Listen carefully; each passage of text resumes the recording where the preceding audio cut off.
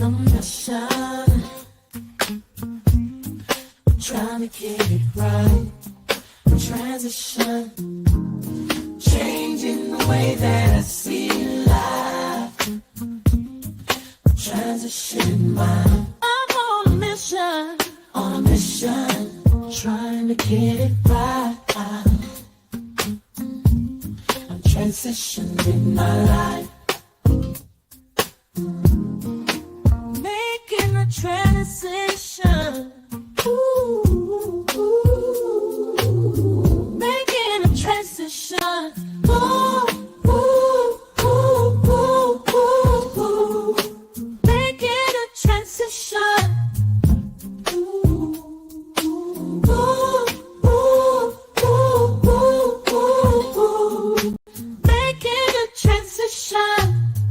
Ooh, ooh. Transition, a mission. I'm on a mission. On a mission, I'm trying to get it right. Changing the way that I see life. Transition in my life. On a mission, on a mission, on a mission. Welcome.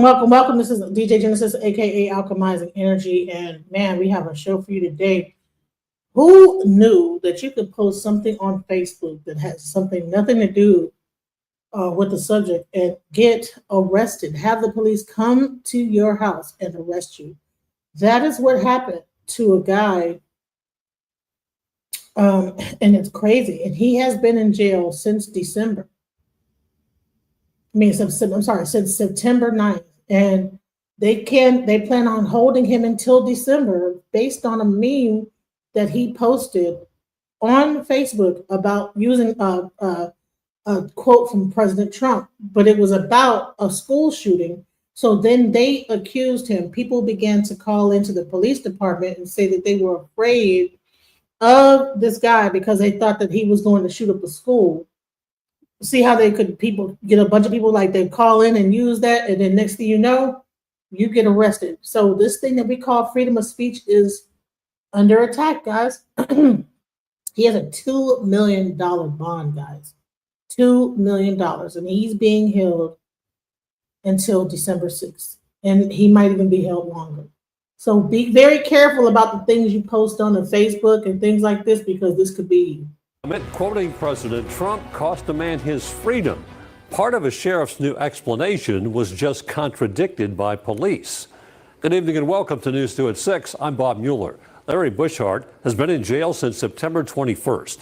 His bond is $2 million. The Perry County Sheriff's Office claimed he threatened mass violence at a school. News 2's Kel Smith reports Bushart seemed confused when police told him. This is 38 days ago. Hello. Hey. Can we speak with Larry again? Lexington police are about to arrest Larry Bushart. His supporters say he is a retired law enforcement officer. He is also critical of the Trump administration. Just on the day of his arrest, he posted dozens of memes to Facebook. Hey, Mr. Larry. Yes. So, Perry County has called back again, okay? And they've ended up issuing a warrant for you, okay? So you're going to have to come with us. We'll get you booked in. We'll get all this figured out. And then you'll have to take it up with them in their court, okay? Okay. Well, get your shoes on. We got to come in with you if you're going to go back in, though. That's fine. Y'all can come in. We're getting carpet in the morning, so we Okay. moved all of this out. In body camera video released by police to News 2, Larry and his wife do not ask many questions. They seem to know why he's getting arrested. A few hours earlier, Larry said Lexington police visited him regarding a Facebook post. Just call me. I'll have my phone on, okay? And I love you. Thank y'all.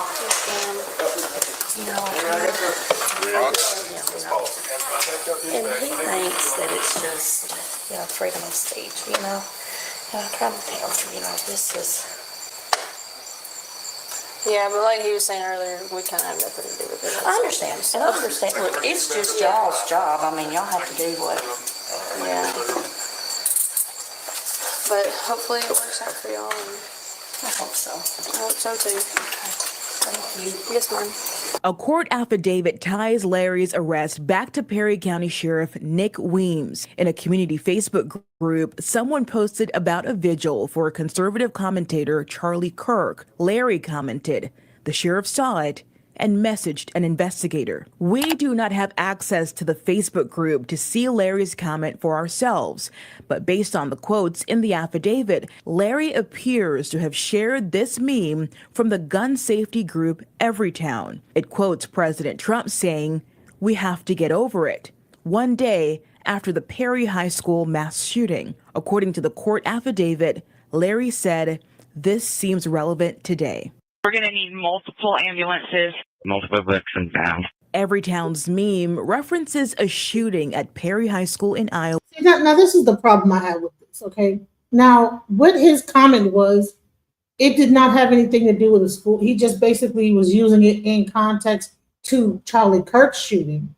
But because he used it that was talking about this high school, so he used a meme that Trump said we're just going to have to get over it.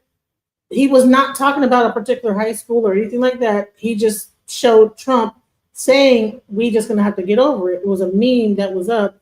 He posted that meme, and I guess he's been saying a whole bunch of other stuff on his Facebook, and they used this to arrest the guy. This is how crazy that it could be out here, guys. So I just wanted to share this with my audience. I'm not going to do really a long live on this today. I'm going to go into some other stuff too about the Hurricane Mellissa and the whole thing that's going on. There's a whole blow up going on with the FBAs and the whole hurricane that happened in Jamaica. Jamaicans are going crazy.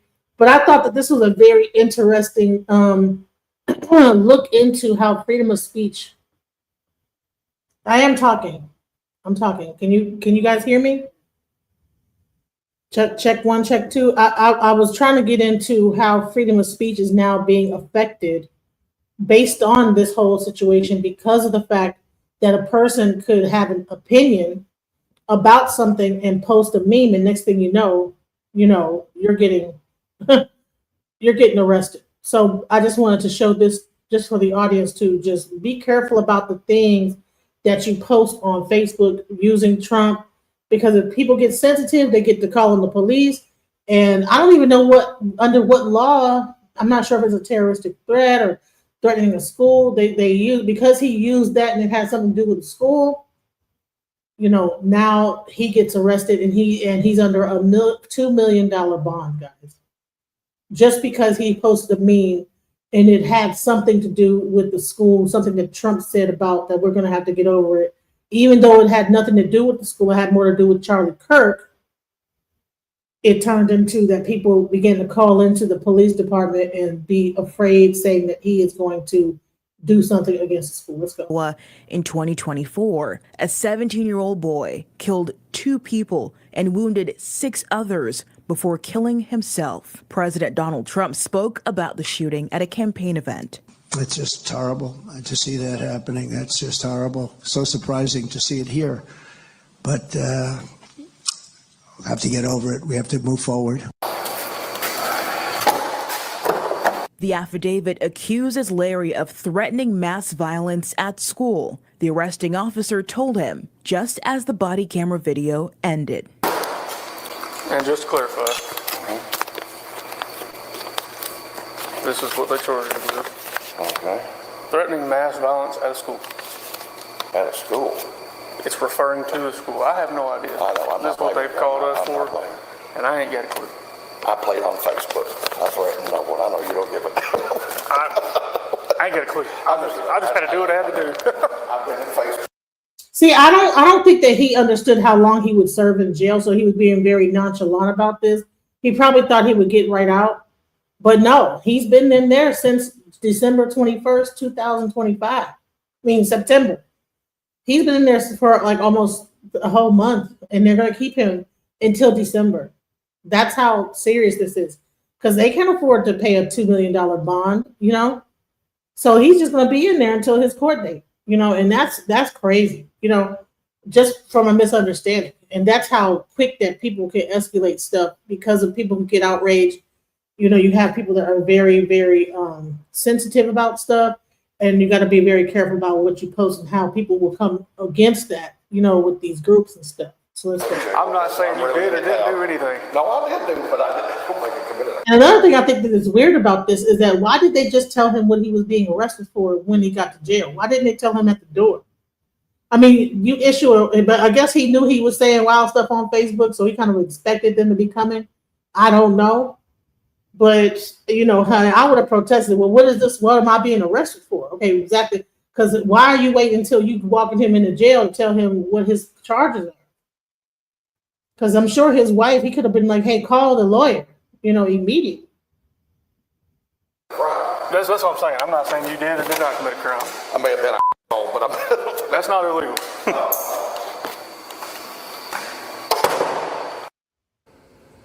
That was Nicole Smith reporting. The Perry County Sheriff sent a statement to News 2. It reads in part, quote, Mr. Bushart was not brought to our attention simply because of his speech, but for the public repercussions of that speech. We coordinated with other departments to approach Mr. Bushart and provide options to de-escalate the situation before an arrest was made. Mr. Bushart declined to clarify his public messages and calm the situation that was causing multiple reasonable citizens to be in fear of their children's safety at school, end quote. You can read the full statement at WKRN.com. Now, we asked the sheriff which agency he worked with to ask Bushart to de-escalate or clarify his post because that was not mentioned in the affidavit or body camera video. The sheriff said Lexington Police. We asked Lexington's police chief if his agency was involved with that. He said no. Bushart is due back in court in December. In the meantime, he remains in jail on a $2 million bond. A Facebook comment, quote, that is crazy. I don't know if you guys are seeing how that's crazy because we're supposed to have freedom of speech, but I guess on social media, you get enough people call in tripping about it, there's no freedom of speech. You know what I'm saying? And this is the continuation of what's going on. And I think it's just, I don't think that this is fair. That's why I'm reporting on it. I don't think it's right that this man is in prison, in jail for this long over posting something on Facebook. But that is just off of the think of people thinking that he might do something, even though he does not work at a school. He was a former sheriff himself. That's probably why they even gave him extra cuffs. They gave him like 2 cuffs. They didn't just try to pin his arms back and make him feel uncomfortable, But, let's go. And trying to gaslight us. You're the... He's been here for 35 days. 35 days? Over a meme? Larry Bushart has been behind bars for more than a month. And right now, he's not scheduled for another court appearance for more than 5 weeks. The question is, should this case ever have gone this far? Yeah, there's been some very, very bad phone calls that my employees has had to endure. Our dispatch has had to endure. For Perry County Sheriff Nick Weems and his office, the last few weeks have been rough. Oh, boo-hoo, you received some phone calls and it's upsetting to you. I like how he's playing the victim, gaslighting himself, and trying to gaslight us. You're the tyrant here, arresting somebody for free speech. Also, pay attention to what's on his desk and what's behind his desk. That gives you a lot of insight to him as a person. Seems like he cares more about law enforcement itself and the thin blue line in police departments and sheriff's departments than people's individual rights. This guy should be nowhere near a badge and a gun. If you don't believe me, keep watching. And I don't care what your political ideology is, everyone should care about free speech. I'll defend the speech of anyone, those who disagree with me and those who agree with me. As word has spread about their arrest of 61-year-old Larry Bushart for a Facebook post, a local judge set Bushart's bond at $2 million. He's been here for 35 days. 35 days? Over a meme? Well, it was a series of posts, but yes, the one post that he made was the one with Donald Trump that got everybody's attention. So here's the meme in question. More will be explained about it in a bit. There are a lot of exceptions to free speech. The most relevant one here is what is called a true threat. The Supreme Court has said that true threats are not protected by the First Amendment because there's a need to protect people from fear of violence and to prevent the disruption that the fear causes and to protect from the possibility that the threats will actually happen. When did this law come into play? Is this a new thing that they have come up with? It's called a new threat or a true threat. How long has this been existing? That if people think that you're threatening, or you say something, there's no threat actually said. He just says we have to get over it using the Trump meme. How does a meme now make it a threat? Is it because how people feel if they feel threatened? What determines a true threat? And this is this is actually a lawyer that is doing this page. I want to give him a shout. Lawyer explains stuff. That's the page. So shouts out to his channel for this. Is fair use, fair use. But yeah, thank you. A true threat is essentially a statement that frightens someone into believing that they will be seriously harmed. Speech will not be protected if the person consciously disregarded a substantial risk that their communications would be viewed as threatening violence. However, political hyperbole does not count as a true threat. Take the case of Watts versus U.S., where a man said, quote, "I have already received my draft classification. I am not going. If they ever make me carry a rifle, the first man I want to get in my sights is LBJ." The Supreme Court ruled that this was political hyperbole and was not a true threat, and thus was protected speech. The court will look to factors like the context of the speech, the conditional nature of the supposed threat, and the reaction of the recipients or listeners. Are the people laughing? Are they taking it seriously? Etc. To me, the Watts case seems more like a true threat than the Facebook meme here. And the speech in the Watts case is considered protected. So keep that in mind as you continue to watch. There are other speech exceptions like fighting words and incitement to violence that I won't get into because the true threats doctrine is the one that seems the most salient to me. So here's the thing is that, so this guy posted, he used the Trump thing. People that are down with Trump, you know what I'm saying, if they don't like what you say, you get on these platforms, you think that you're executing free speech. Next thing you know, you got the police knocking at your door. And that, it seems to be every day more and more rights are being taken away. People do not want to be able to speak freely in this country. They are doing everything that they can to take away free speech. John Stevenson says Perry Township, Ohio police are corrupt. Yeah, I know that. I know about Ohio police. I lived in Ohio my high school years. Ohio is not the place to be playing around in. So here's the copyright disclaimer. But shouts out to legal stuff for this video, because he definitely gives a great explanation about the legal aspect of this. So and was considered threatening. Okay. Thank you. Local police took Bus Sergeant to custody at his home in Lexington, Tennessee on September 21st based on a warrant issued out of Perry County. What? Who on earth would issue a warrant for this? Yeah. The one-time cop is one of those rare liberals in rural Middle Tennessee and a keyboard warrior known for posting progressive memes like these. This is what they charge you with. Threatening mass violence at a school. At a school? It's referring to a school. I have no idea. That's what they've called us for, and I ain't got a clue. I played on Facebook. I threatened no. You know what's so funny is I think that because he's a cop or a former cop, that he just thought that he would walk in there and walk right out. That's why he didn't ask any questions. He knew that he's on Facebook saying stuff. He says, okay, I'm not fixing to do this. I have freedom of speech. They gave a warrant. He probably thought that he'd be able to get in there and get out of there within a day. That's why he didn't probably call his lawyer. But I don't see, you see how he didn't give any resistance. So it's a certain level of, I believe, of just not even taking it serious enough. You know, he just thinking, you know, hey, I'm not police. They're not gonna, you know what I'm saying? They probably know he's a police police officer as well. And that's not saving him in this situation. He is going to, he doesn't realize that after this moment, he will be spending almost 3 months in jail. I know you don't give a damn. This is the meme that landed Bussard in jail. He posted it as part of a discussion about Charlie Kirk's murder. The meme quotes Donald Trump saying, "We have to get over it." It was exactly what the president said the day after a deadly school shooting in Perry, Iowa. That's the meme that he posted, correct?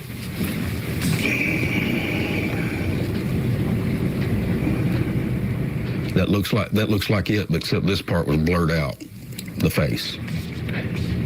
Where is the threat in there, Sheriff?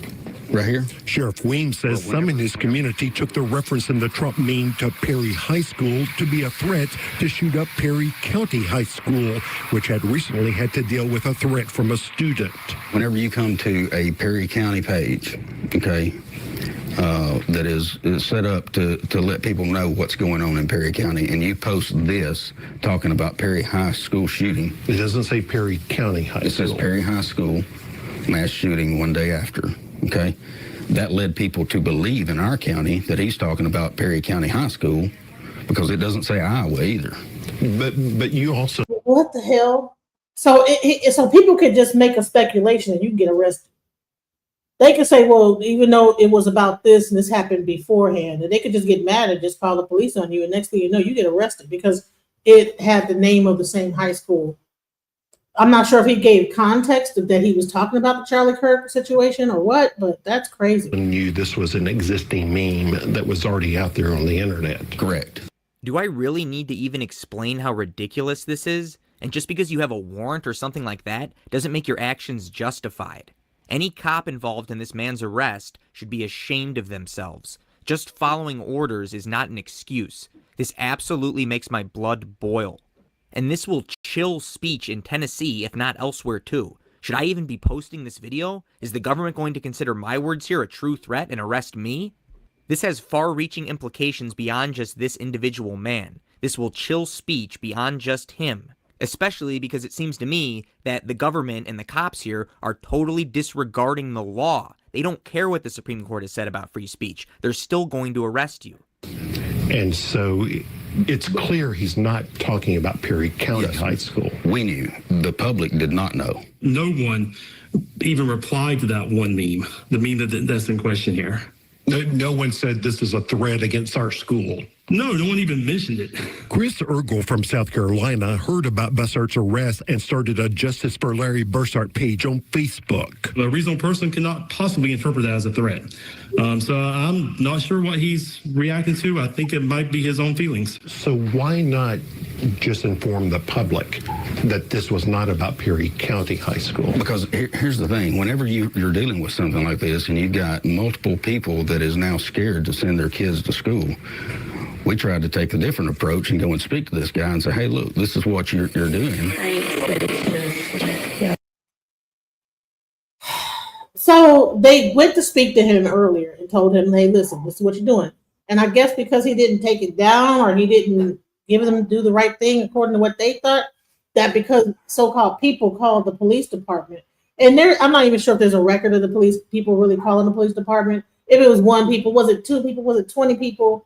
Whatever it is that even if it was just somebody brought attention to it and he said, hey, you know, you shouldn't post that or whatever. And maybe I'm not sure what he did, but for them to for this to be the course of action and the fact that he's been in jail with a $2 million bond is insane to me. You know, and I don't care white or black.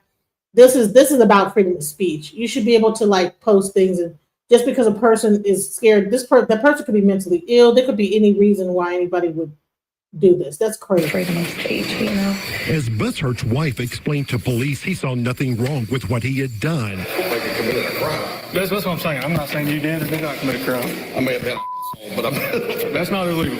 Well, gee, maybe you should investigate for yourself a little what's going on so you're not just blindly following orders and putting somebody in chains and then putting them in a cage. Don't just act as a sheep with a tyrant as your shepherd. All of this could have been avoided, the sheriff says, if Bussard had just deleted the meme that people in Perry County had found so objectionable. Ah, yes, blame the victim. It's all this guy's fault. Clearly, no one else is to blame for this. Whenever we sent Lexington Police Department out to speak to him and he refused to do that, I mean, what kind of person does that? What kind of person just says he don't care? You know, I'm not taking it down. Maybe a person who doesn't think he's done anything wrong. What kind of person Hey, but that's not against the law. To not think that you've done anything wrong, to post a meme, if you're not a threat and you're saying, listen, this is my freedom of speech. I haven't done anything wrong. But because you make a moral decision, and now this guy stays in jail for 3 months. And this could happen to anybody, y'all. You could be on your page talking about something. Somebody could alert the police. Next thing you know, this sheriff is making a decision. The leadership in the law enforcement gets to make a crash decision on your freedom. So I just wanted to post this and show how corrupt this could be law enforcement needs to have an overhaul in this country because this is crazy. Ask somebody for protected speech. A tyrant, that's who. So don't you dare lecture us on what kind of person does this. This guy's priorities and mindset are all messed up. This guy should not be in law enforcement. He doesn't care about individual rights or individual liberty or the Constitution. What a joke. Well, in TCA's eyes and our state legislatures that's put this law forth that come out July 1st, 2024, says otherwise. Really? Is that what the law here is actually saying, or what the state legislature has said? I'm going to post what I think is the law that he's talking about here, so take a second to pause and read it and see if you agree that even under this law's definition of things, that this guy somehow engaged in illegal conduct. Maybe there's a different law that he's citing here? I don't know.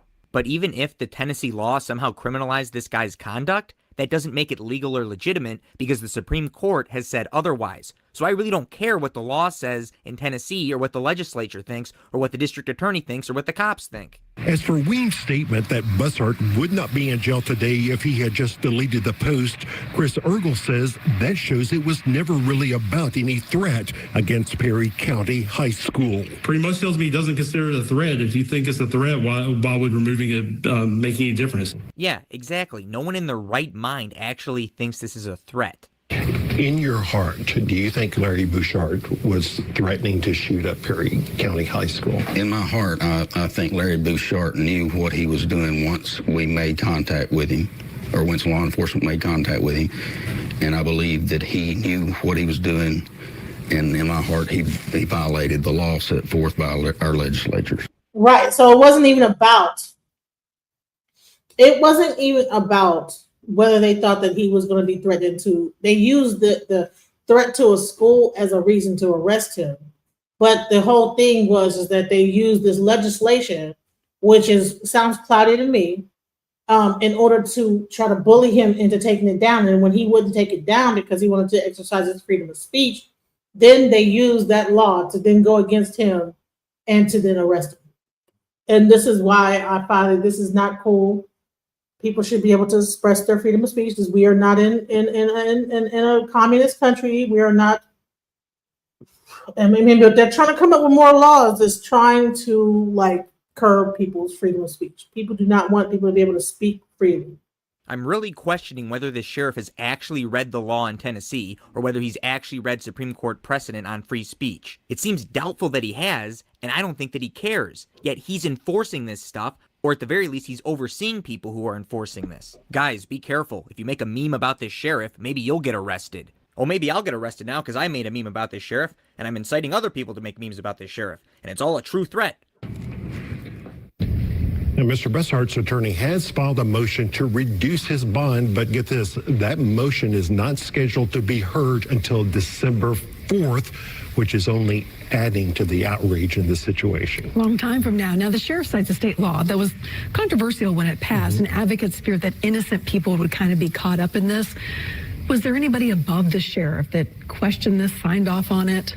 Yeah, Sheriff Weems tells me that his office did talk to DA Hans Schwindeman's office, and they signed off on the arrest, as did a judicial commissioner. The DA, by the way, did not return my phone call and speak to me like the sheriff was willing to do. Well, looks like all the tyrants work together on this one, from the DA's office to the cops. What a disgusting joke. This guy shouldn't be in jail in the first place, and yet he's staying there for a long time.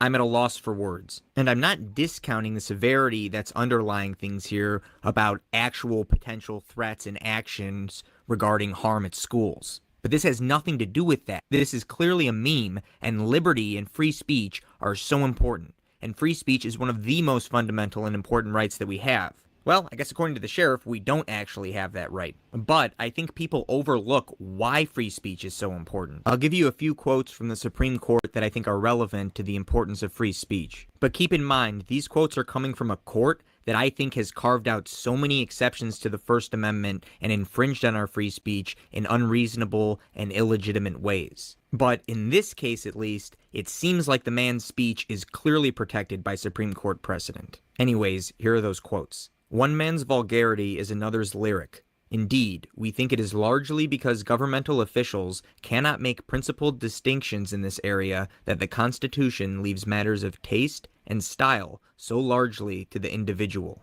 If there is a bedrock principle underlying the First Amendment, it is that the government may not prohibit the expression of an idea simply because society finds the idea itself offensive or disagreeable. The right to think is the beginning of freedom, and speech must be protected from the government because speech is the beginning of thought. Any speech worth uttering should offend, provoke, and get people to think. Otherwise, you'll just be talking about the weather all day. And speech that criticizes the government should not be weaponized by the government to arrest the speaker. That is the domain of tyranny. And here are some troubling statistics on the viewpoint of the public regarding the First Amendment and free speech. I think these numbers are from a study maybe like a year ago or so. 1 in 3 Americans say the First Amendment goes too far. Only 1 in 4 agree the right to free speech is very or completely secure. Why are Americans trying to stop their own freedom of speech? It's almost like we want to get arrested. We want to do this. You know, that's crazy. So we're out. So I wanted to so that's one situation that's going on. And then the next situation is we're getting back into the FBA conversation once again.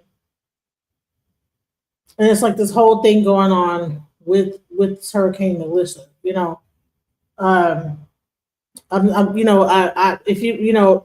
not sure what to say about that freedom of speech issue, but like I said, now we're going into the whole thing. So some people in Jamaica during the storm, you know, had some issues. Some people were getting scammed, but a lot of things were going on. So let's go into this, and then we'll go into the things that Jamaican people are kind of saying, kind of coming against Black Americans that are in Jamaica during the Mellissa situation. So let's go.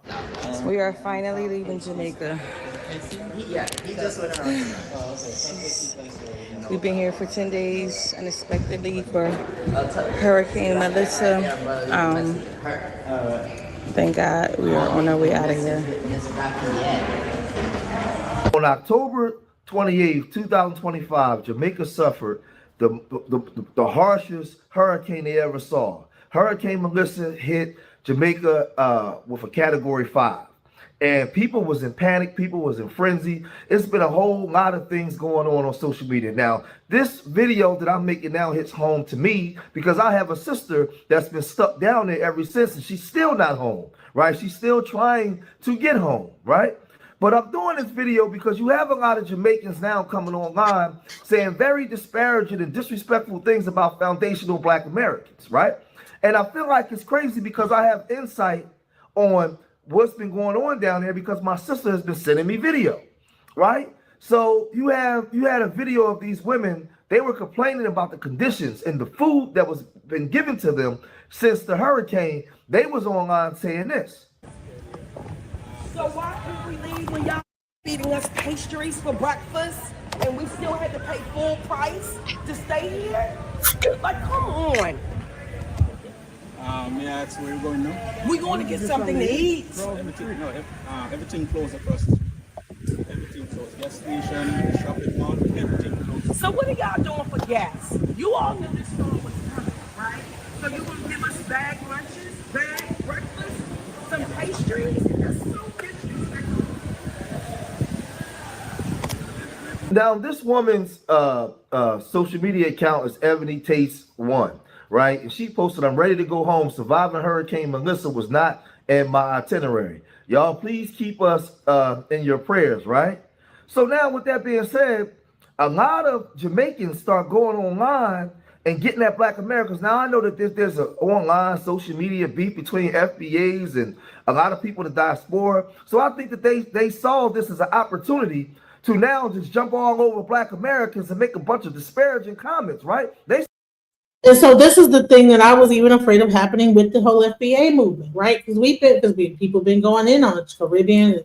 Y'all aren't Black, y'all are not FBAs. And so now, you know, the people that are not a part of the FBA movement, that just go that are they just go to Jamaica just to vacation. They might not be aware of what's going on with this whole kind of the delineation movement, with the FBA situation. So they're just complaining about the situation. They're getting overcharged and all types of different stuff. We're going to find out later on why that lady was kind of going in. It's because there were a lot of scamming going on. And so they're like, okay, no, they were getting like kind of held up at the hotel. No, you can't leave, type of stuff like that. And so the people that from Jamaica, because they're, on TikTok, Tarika, she's really heavily on TikTok, and he's bringing that whole FBA conversation to TikTok. So people on TikTok use this as a reason to like go against the whole FBA movement. Oh, okay, now let's see how these Black Americans are acting during a hurricane. They should have known it was hurricane season. They went down there, blah, blah, blah, blah, blah. And now like they're stuck and we know how to come together. I mean, they're just going to be saying a whole bunch of crazy stuff. And I would say, okay, that the way that this response is just crazy to me. You see a snippet of a video of a Black woman, right? And you don't know anything further than that. You just think it's because the way her vernacular is that she's a Black American FBA woman, right? We'll watch when we found out more information later. Here we go. Start talking like this. Americans, whoa there.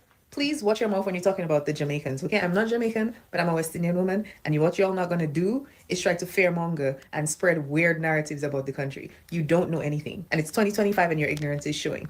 One thing about the Caribbean, disaster preparedness is a way of life. We've been doing it since we were kids. 2, most houses are reinforced by steel and are built with concrete. It's not the Weetabix houses you guys have. 3, when in times of disaster, people know how to come together and help each other. They're not fighting each other in Walmart for toilet paper and rations. We have more brought up than that. We come together and we help each other. 4, your fear-mongering, tragedy porn, kink fetish, whatever it is y'all have where you just like are so gleeful when bad things happen to people and you use that as an opportunity to be performatively good, keep that somewhere else. Jamaicans will deal and cope with tragedy however they see fit. If you didn't want your thoughts and prayers to elevate their spirits, keep them. If you want to be mad at people making jokes, cool, keep it to yourself. Because if we see you say anything about Jamaicans, I'm telling you, the rest of the Caribbean will gather and get you together. So if you want a nice time, watch your mouth. The things that you guys are saying and posting and commenting are making it so evident that you are highly ignorant and you are not beating the stereotype. If you don't know about another culture, if you don't know about another country, is silence not an option? Ta gueule, pe bouche zola. So shut it. Keep your thoughts and prayers to thoughts and prayers. Okay? A lot of you are not going to beat the allegations that you are performative as hell. You're more concerned about looking like a good person than actually being a good person. These are human beings going through something very terrifying. Shut up. So you had a whole bunch of people clout chasing off of this, right? And you see this woman, she's making these comments and she's basically excluding W folks, right? Because they love them W folks. They love them, the Pink Panther, right? So they're excluding the Pink Panther out of it because they want to make sure that they can have access to him when he comes down there and all those other groups. And they channel in on Black people, right? And saying, well, don't come back. Now, mind you, they have hurricane season down there. If you have hurricane season, then don't sell tickets to resorts and make money when you know that something like this can happen, right? So it gets real goofy. But Amanda Seals herself, right? She gets in this, and she's the ultimate clout chaser, right? She comes on here and she says some disparaging things about Black Americans. Now, mind you, right? You saying this from the coziness of your living room. You're not down there going through what the people are going through down there, mentally, psychologically being stuck down there all of those days, right? You're not going through what they're going through. You're home running your damn mouth, right? You ain't sick. And you know what? I agree with him. Yes, people will begin to shape the narrative. They use this as a moment to go to talk mess about Black Americans and be our own people. I'm not sure if Amanda Seals is a Jamaican or she's Caribbean, but it's crazy that she seems to always want to just jump in and say wild stuff and probably don't even know what the whole story is or what's behind it. all you see is a snippet, and that snippet gets explained in a few minutes by, and I want to give a shout out to this channel as well. Sitting here in the chair like I am, with your family members being stuck down there, and you don't know whether they're coming or going, you just running your mouth, right? She talking like this. No, I didn't just see videos of folks in Jamaica, Americans, Black Americans in Jamaica, post-Hurricane Mellissa, complaining about the food they were provided by the hotel post-hurricane. Hurricane Mellissa, one of the most severe hurricanes to hit the region ever. Ah, hold on. No, you know what? I couldn't have seen that because that. The way she said Jamaica made me look it up. But they're in Jamaica. She is Grenadian. Okay. They're over in Jamaica and they're saying something about Jamaica. So yeah, she's Grenadian. And so then now she feels the time to jump on Black Americans. Okay, so one thing I will say is that there is certain things right about the FBA movement is that when the Caribbean people that are prejudiced against Black Americans, they do, when they have their moment, they do be saying wild stuff about us. You know what I'm saying? They do. There's certain ones that will jump on the bandwagon when it's time. So we're seeing now people are having their chance and we're getting to see their true colors, guys. Now, they don't know the whole story about why the lady was complaining, but they just want to jump in. They don't know who the lady was. They just assume that she's a Black American, right? Watch what we find out later. Let's go. It would be utterly insane, disgraceful, and ungrateful. As somebody who has actually been in the Caribbean at a hotel during a hurricane, I was in Hurricane Beryl while at Mount Cinnamon Hotel in Grenada last year. I need to remind some of you that these people are literally with your instead of with their families during severe weather event that could affect and impact their lives and their livelihood. And you're talking about what? They're literally there putting together meals with whatever they have. And they're getting paid to do so. Like, what are we talking about? We're acting like they're working for free. That's what their job is. They're there. If a hurricane or tornado happens in America at a hotel, the hotel workers don't go home. The people that are at the hotel get serviced by the hotel workers. What are you talking about? Why is that like a special thing? They're catering to you. Well, that would happen at any American hotel if a natural disaster happened. So I don't know why she's trying to make that. They could have been with their families during the hurricane. Her whole accent is coming out. Jamaica, Grenada, all that stuff. Come on now. To get to you. I remember that folks at Mount Cinnamon was coming through while the wind was moving and crazy and everything, making sure that we had something to eat. Oh, you're damn rude. I had heard that this was happening, and I just assumed it was white folks. I just was like, yeah, that tracks. And this is why we continue to have dissension amongst the diaspora.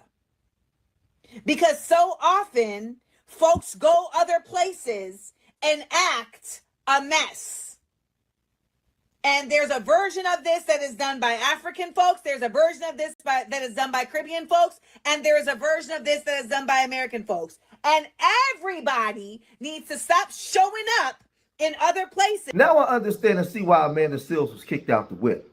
And she's on there complaining all the time that a lot of those Democratic women don't want her around, right? Because she's a clout chaser. Right now, there was a Jamaican woman that saw this. And she started calling out the Jamaicans for their hypocrisy. She see the play. And she's a Jamaican. And she says she's sick and tired of it. Right? She got online and really started getting at Jamaicans by saying this. Jamaicans come to the forefront. Now, I'm going to start by saying my uncle, my brother, and my stepdad is Jamaican. But I really don't like how Jamaicans been disrespecting Americans for the last few days over something that a lady from Bermuda said. It really is just giving that some Jamaicans just been waiting for a reason to bash Black America, and I'm not liking that. Did y'all hear that? Key phrase. The lady was not even from America. She's from Bermuda. She's actually a Caribbean woman. But they wanted to jump down Black Americans thing so hard that they used this as a time to like go in on Black Americans, right?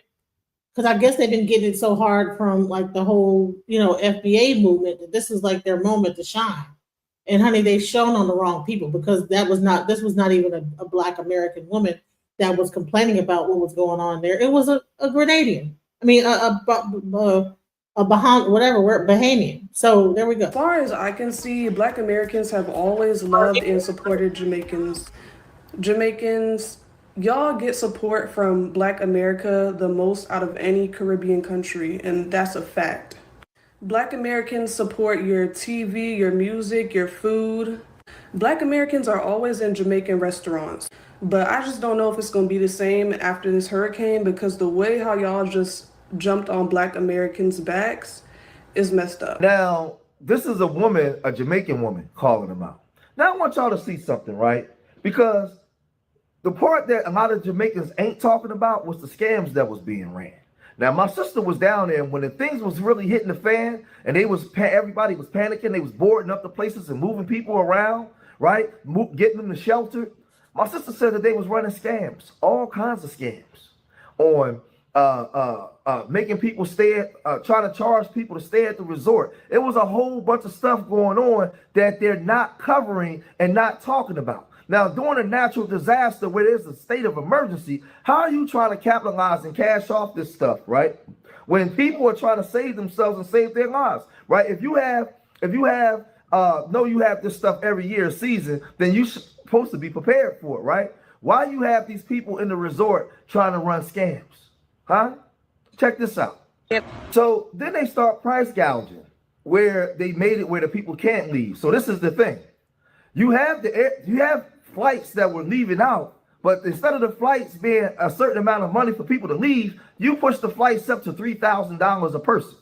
But then when people are complaining, you have people that's not in their right state of mind, right? They're in fear, they're away from their families. They just went through a catastrophic, life-changing experience, right? There's a whole bunch of stuff. Then you have the Jamaicans in the country whose country has just been ravaged. So everybody's turned up times 10. This ain't the time when you start attacking each other. And this ain't the time in Jamaica where you allow your scammers to start scamming people. You're trying to charge people for rooms that they're not even staying in. How? Right? And then you're price gouging where people can't leave. When you already know you sold tickets to people to come down there during the hurricane season. So the onus is on both sides, right? So Tariq Nasheed, he got wind of this. And he spoke about some of the things that they do, and he said this. There were some people in Jamaica, they were complaining, a couple of people at the resort, and they used that as an opportunity to start attacking Foundation of Black Americans, calling us all types of names. Now, come to find out, the women who were complaining at the resort, they were sounding like us, but they're really from Bermuda. They were like their fellow Caribbeans, but they were just using our dialect, basically. They were Bermudan. But that don't matter. They were still using that as an opportunity to crap on Foundation of Black Americans. They were getting into this whole thing, excuse me, where we're all entitled. Oh, the Black Americans they're entitled. Oh, you're not reading the room. And boy, they were making videos in Jamaica and outside. You had a lot of them over here making videos. Well, why don't you just leave the island? Go home. Now, with all that being said, I got a phone call from my sister, and she sent me videos, and she was saying that there was a lot of good Jamaicans down there, and all that stuff wasn't like a lot of stuff that's going on online. Don't believe it. She said in the resort that they were in, the Jamaicans was very accommodating. She also told me that, this was one of the worst storms they've seen in 30 years. So a lot of Jamaicans that's living today never seen a storm like this. And they were nice. They never got real belligerent with the people. They stayed calm. At some point, she said it was a scamming, but then she came back and she told me that after they complained, they got very accommodating. It was good food, the hospitality was great, and the people were great. And everybody down there wasn't acting the double dog fool. You can't believe everything that people were telling you. So my sister sent this video. We are leaving to go to shelter because Hurricane Mellissa is on her way. So we have to take our bedding and our pillows and go to the bunker. See y'all on the flip side.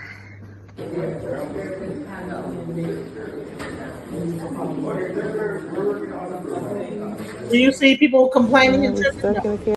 Thanks to the staff at OSHA. Looks very calm to me, right? Glad that street talk media has made Smells clarity. like curry. But I still don't agree with them charging people to stay in them rooms and we not in them rooms. When we on them cots, baby. We on them cots over there. But I appreciate the hot meal. They were still charging them for their room, even though they were not in the room. I just want to thank all the staff No refund. at Ocean Bay who've been working tirelessly around the clock to make sure that we eat good. Nobody walking around with no attitude. Everybody being accommodating. Everybody being so sweet, so nice. The Jamaican staff here, they've been here for days. It's been people, I know them by name. That's how long they've been here. Like, they've really been here for days. They've really been sweet. They've really been accommodating, like fresh fruit, fresh juice every day. Like, they never wavered. We never had box lunches. We always ate good. The only thing that bothered me was when it first went down, they were charging different prices for families to stay. Some people don't have that kind of money, you know what I'm saying? That was the only thing that bothered me. A lot of people did say they paid, but a lot of people said that they didn't. So they were accommodating on both ends. I guess it was whoever can afford it paid, whoever couldn't afford it, they didn't really bother you. I didn't hear of anybody like getting put out their room or like locked out their room or nothing like that. They've been real accommodating. The staff is bomb. This is our 6th time at this resort. This is the resort we choose to come to. Every time? Every time. Because y'all are so... Look at this man. This man probably been here all for the past 10 days. Working nonstop while his family home. A lot of people I talk to, they got smiles on their face, but when I talk to them, they tell me my house don't have no roof on it. You know what I'm saying? But they here with us. And look how we eat. Y'all only eat this good at home. And I'm about to go ahead and get me a fresh omelet made by the sister. Because this is what they've been doing. You got all kind of toppings, you got all kind of everything you can put on it. They wake up every day with a smile on their face, even though their home has been destroyed. And when they taking care of us, Ocean Eaton Bay is taking care of us. Good morning, sister. All right, y'all. My flight leave out today, inshallah. Resort Ocean. What's that bill? $2,180. That's correct. See that? It's right there. That is for 170, and the remaining 5 nights would be for 160. Okay. Thank you. Out of this hotel. They still have to pay that same price. $2,200 to extend your stay in Hurricane Mellissa that they ain't getting. Now I'll say this, my sister, she hasn't made it back to the shores of America yet. She has to take a bunch of flights and connecting flights before she can actually get back to the States. They are scheduled to leave today, and they have to go into Jamaica, go to one island, then to Miami. From Miami, they have to come back to Philadelphia. So it's going to take them some time to get back home. But this ordeal, this situation has been catastrophic and traumatic for everybody. Not Jamaicans down there. Like I said, we pray for the suffering and for the healing of the country of Jamaica and what the people have been through down there. I'm not going to let a few Jamaicans that talk trash and just take a crap on the whole country of people. I don't get down like that, because I know a lot of good Jamaican people. I know a lot of good Jamaicans in Jamaica. And just beyond that, I'm a man of God. They're in suffering down there. So I'm not, just because they said something bad about us, don't mean I'm going to say something back bad about them like that. So we pray for a speedy recovery for the people down there. My condolences go out to those that lost their lives down there. But during this situation, it was a very chaotic situation for everybody. I couldn't imagine being boarded into a resort where you went down there to have a good time, and now you have almost 200-mile-an-hour winds banging on the door, and you don't know if you're going to make it through there. I can't. You see, you have people voicing their opinions from the coziness of their living room. You didn't go through that experience, so you can't speak for the psyche or the mindset of the people while they're going through it at that time, right? And I would just say to the Jamaican people that's online talking trash, talk about the scamming that was being done down there at the time to people that was already turned up and people that's already afraid for their lives, and y'all coming in running scams. Talk about that part. So let's just cover the whole basis of it, right? And stop attacking each other. But I'm gonna cut this video short here. If you made it this far in the video, hit that like button, subscribe to Street Media TV. Leave your comments in the comments. Yeah, please subscribe to this channel. It's called Street Media TV. So before I go, I'm gonna play some a little bit more going into the visitors are interviewing. So what? It could have been worse. It could have been worse. Yes, they could have lost their lives. They could have, and really it's not even about them complaining. It's about the fact that it really wasn't about them complaining. People were they were running scams, but they're only telling half of the story. They showed that one video that went viral, and that became the narrative for everybody, and then they used that to talk bad about FBA. And this is like some of the rhetoric that was going on TikTok. People love TikTok, can be so toxic at the time. I don't even watch it. They should call it TikToxic, okay? TikToxic, okay? I'm gonna start calling it TikToxic. And it's so crazy. It is the Black Americans. You know what? The one them we think would understand we more and be more nicer to we. And them are the up one, and them are in trouble. Let me make this very clear for y'all. As a former resort worker, regular we want to tell you to go suck on the mother. I'm not care what watch and not understand. Yeah, man, a regular we want to tell you to go suck on the mother. Because on attitude just up. Hurricane Mellissa has been a warning long before it reached. Y'all knew this shit was coming. Y'all came and find everything to complain about and come on the internet with it. Y'all need to get the fuck home. We don't give a f who choose not to come back to Jamaica. Keep on a bumbuckler money and go on elsewhere with enough attitude. Yeah, I see this big fat sour one named Simora or whatever the f she name. Go home. Let me have the picture, hungry belly girl. See hungry belly girl. Yeah, man. No top complain. I resort them for food and five. She wants a 5-star service during the hurricane. That is a category 5. So you're a princess. See this? She's not even FBA or Black American. She is from what they say, Bermuda, Bahamas, whatever. But they wanted to use this to go against the Black Americans. That's crazy. And I've been going hard against FBA for how they've been treating other people from other the diaspora. But I'm gonna say at this point we're seeing I might have to change my view about this, because look at this. People are just ignorant and just going off and don't even have the full story about who the people are. They just want to use this to have a moment to blame us, and now we're getting to hear how they really feel. So I might have to digress on my initial rhetoric when it came down to FBA and how they've been saying, yeah, we need to delineate, because if this is how they really feel, okay, now I get to see it. I see it. One I'm seeing that some Americans that came to Jamaica, they over here complaining about Jamaica, complaining, oh, they getting bagging foods and being ungrateful. One thing about my freaking country, y'all go there for vacation. Y'all go there to vacation and love it, because they are welcoming to y'all. They welcome y'all into their country. You don't see no other freaking Caribbean island welcoming people like Jamaica do. And y'all got the nerve to sit here and be disrespectful. And they helping y'all. They helping y'all. Well, their families and everything. And they everything is breaking down. And they still there helping y'all at hotels. They should have left y'all to starve. Wow. But no, they're so freaking nice and so welcoming. Y'all got my country fucked up. That's why I hate America. Fuck this. God. This message is for all the Americans that are in Jamaica right now on vacation, that are making all the whining videos complaining, oh, I missed my flight, this, that, and the third. I saw this one girl saying, oh, there is no panic. I just want to take this moment to apologize to you all. I'm sorry that you guys have never experienced something like this, but Jamaica is facing one of the worst hurricanes in history.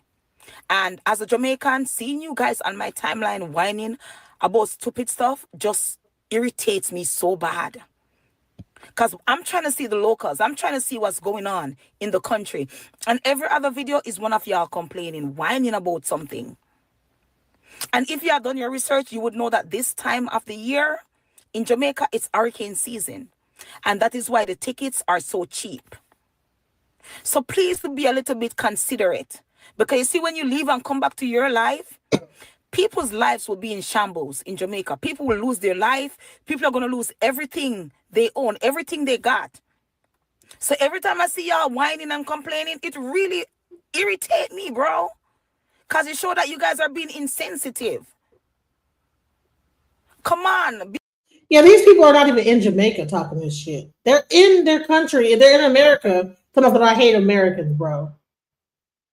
She's not even, I think that she's in her car in America, just from the comfort of America, talking mess. You know? Not even in Jamaica. That's why she's talking about them over there. Be considerate. Share. Okay, everybody share the space. Everybody share the joint. Let everybody know we're here, we're live, ready to chop up game as we always do. We always do. Before we start chopping it up, y'all need to people are safe down there. Something that happened in relations to the hurricane out there in Jamaica. For those who don't know, or if you're living under a rock, there was a devastating hurricane that hit Jamaica.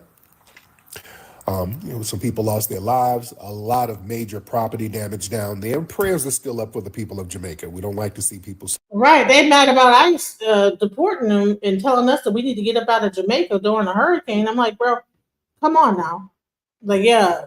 Now I'm starting to look at like Jamaicans, like, what's wrong? What's up with y'all, bro? The people that was complaining was not even Jamaican. Y'all don't even get the full story. Y'all get up here arguing and complaining. Suffering. We want them to get it together down there. We hope everything is all right, and we hope people are safe down there. But man, a lot of these people, some of these non-FBAs, especially Jamaicans, some of them, I ain't gonna throw all of them under the bus, but hell, enough of them, they've been really directing their vitriol towards us. Even before the hurricane hit, I saw a tweet by somebody. I should have retweeted it. It was so strange. It was like, a hurricane is coming to Jamaica. This was before the hurricane hit. And Tariq and them FBAs out here talking about delineating with a catastrophe happening. What? I saw this before the hurricane. I'm like, what the hell? Are these? I'm like, I know this fool ain't low-key blaming us for the damn hurricane. What kind of shit is that? But nevertheless, the hurricane hit, and I guess there were some tourists over there who were stuck. And some of them, a couple of them made some videos. One lady made a video. She was at a resort, and she was kind of complaining to the resort about something.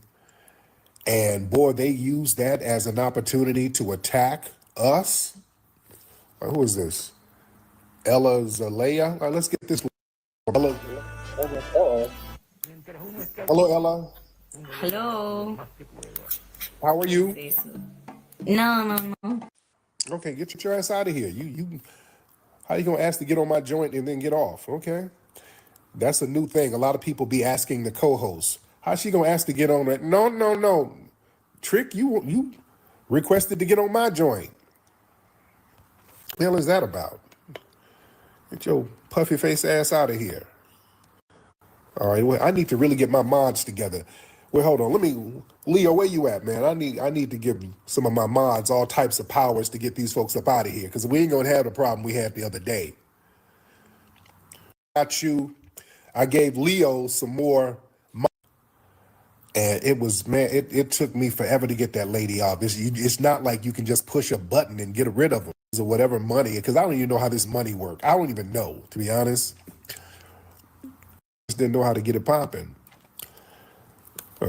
But again, we got to be very careful, because sometimes these people be, oh, you're not reading the room. And boy, they were sounding like us, but they're really from Bermuda. They were like their fellow Caribbeans, but they were just using our dialect, basically. They were Bermudan, but that don't matter. They were still using that as an opportunity to crap on foundational Black Americans. They were getting into this whole thing, excuse me, where we're all entitled. Oh, the Black Americans they're entitled. Oh, you're not reading the room. And boy, they were making videos in Jamaica and outside. You had a lot of them over here making videos. Well, why don't you just leave the island, go home, Bumbaclad, you entitled Black Americans. They were really on that hard body. A lot of them were doing that. Telling us to go home, we shouldn't go there, we don't read the room, we're spoiled and entitled, we're the worst Black people ever. Oh, they were really using this as an opportunity to go in. They were really using this as an opportunity based on a couple of interactions that they've had with some people over there. Bombaye, did you say we're entitled? Hold on, let's get Bombaye in here. Bombaye, hop on in. You said we're entitled. Let's talk about it. Bombaye, whatever your name is. Hop on. You said we are entitled. We're entitled as F. So hop on in, Bombaye. And you can get on camera too. That'd be great. Bombaye, hop on camera. And here's the thing: is why does everybody want to say that we're entitled, but then like talk the same mess and sound entitled? It's Bombay. Bombay, okay. Bombay. Okay. Bombaye, you Jamaican? And I'm of the lineage. I was talking shit. Oh, okay. No, I'm not no damn Jamaican. Oh, okay. I thought you were like Jamaican saying that we're entitled. No, you said that they was talking about that we feel entitled. I said, yes, very much. We are. Oh, there you go. Okay, there we go. Okay, there it makes sense. Thank you, dear. Thank you so much. I thought you were Jamaican talking shit in here. I'm like, let's get into that. Thank you, Bombay. Okay. Call up, and some of them have a lot of vitriol towards us. They got a deep-seated resentment towards foundational Black Americans. You see? So this hurricane incident, that just gave them an excuse to basically unleash that resentment under the guise of criticism. Yeah, they already had this resentment. I'm telling you, even before the hurricane hit, they were low-key blaming us for some reason because of delineation and all that.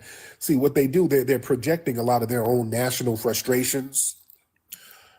So who's this? Oh, who is this person? High Life?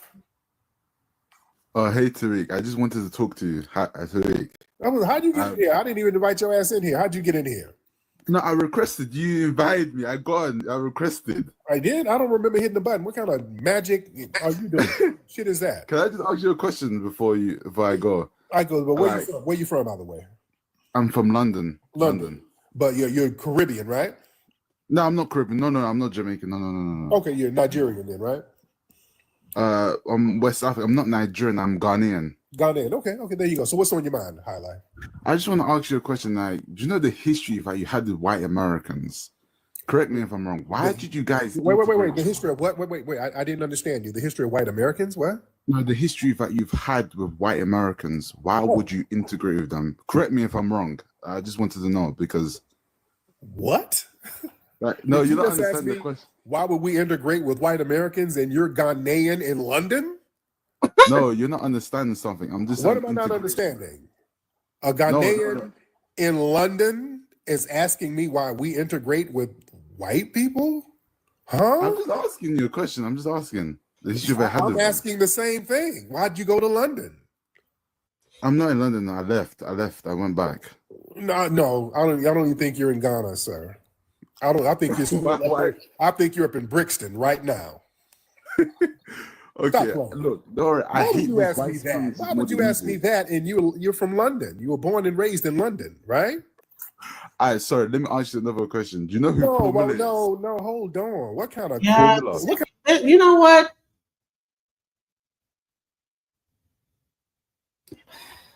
That's crazy. See, and then he tries to like just skip past the question to like, that's not. What are we doing? What kind of projection is that, though? That's a projection, sir. I'm not projecting. I'm just asking you. You up in London? And you know the history of London. London decimated your homeland. The British Crown, they were the main ones decimating your homeland, sir. I'm just asking you a question. Do you know who Paul Miller is? I'm just saying. Paul Miller? Yeah, Paul Miller. Who the hell is that? You know who Paul Miller is? You know who Paul? Okay, I just thought you know who he was. Who the hell is that? No, is this wannabe white supremacist guy? He goes around calling black people niggers and all that type of stuff. He's in America. He says that black people are this and that. Just nonsense. He's not even white. He's a gypsy. Okay, I don't know who that is. Yeah, who cares? Yeah, I know that. I understand that. I know, but Yeah, I'm not so in. supremacists, but we weren't trying to have them tell us where we could go in our own damn country. That's fine. I understand that. You understand that? So yeah, I we understand stop that. We weren't going to let them limit our movements. So that's why we can go wherever we want to go. And some of y'all can't, unfortunately. Okay, I just would you prefer that blacks in America had their own nation state where you had your own land, your own country, for you to build up a military to kill these white supremacists? No, you talking dumb, and you deliberately talking dumb on here. Oh, you don't say no shit like that on no damn TikTok, you idiot. You giggling musty tether. You don't say no shit like that on TikTok, you musty giggling tether. What you doing? Yeah, you trying to say something deliberately slick. I didn't invite him up here. How he got up here is beyond me. At all. Man, this dude is punking them out. Y'all the majority over there. These people are punking you out. Scared of that dude. Man, we would have mopped the floor with that damn dude. They pull some shit like that. Listen, we got a different spiritual energy, ladies and gentlemen. It's foundational Black Americans. We have a different spiritual energy, ladies and gentlemen. That's why the cowardly tether who called up, trying to project his own insecurities onto us, we ain't submissive like that. Foundational Black Americans, we come from a lineage of rebellion, not no submission. Let me see if he talks more about the Jamaicans, because I don't know this. Sometimes this whole thing turns into something else, and I'm more focused on the Jamaican situation.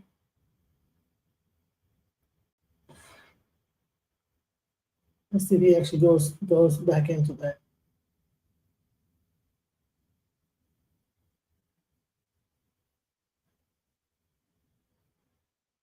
Okay, the Queen of England.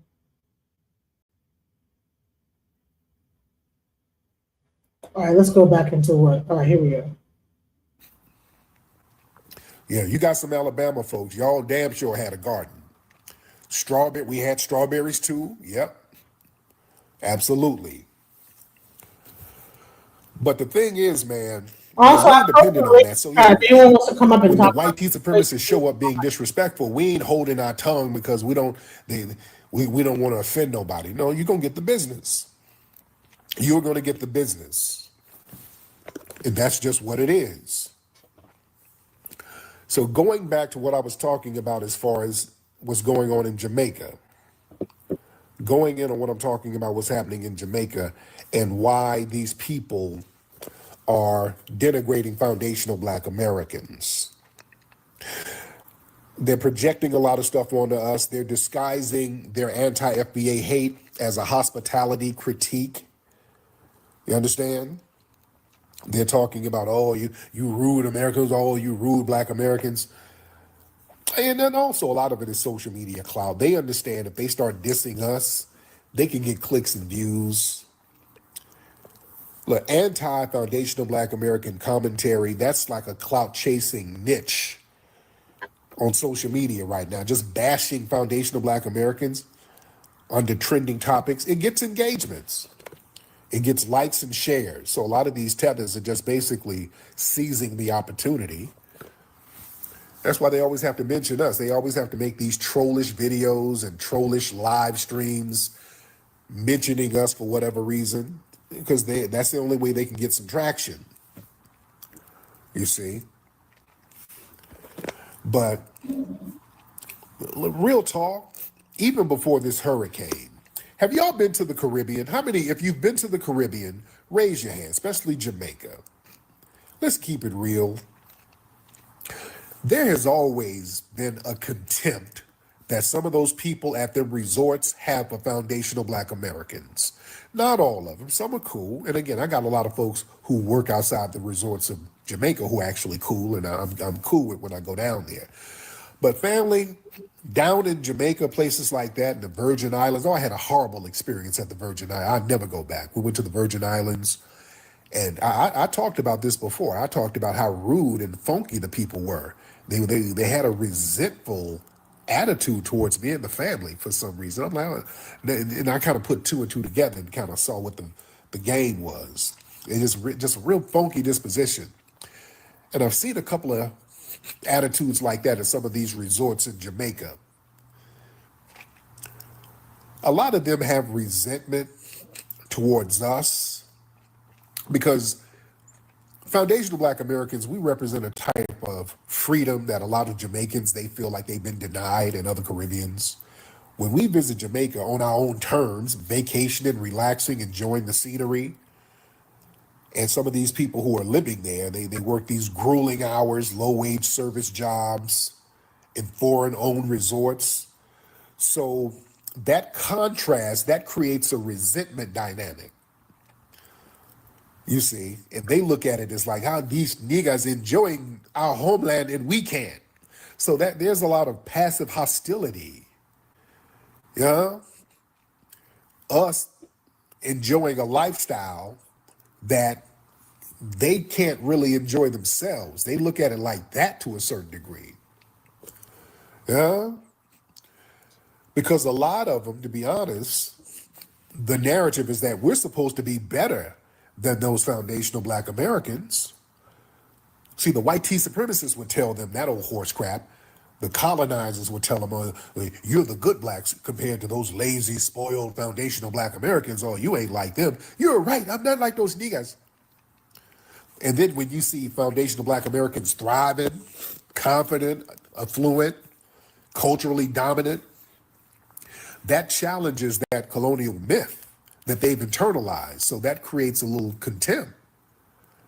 Yeah. And that tourist culture, that forces a lot of locals into subservient roles.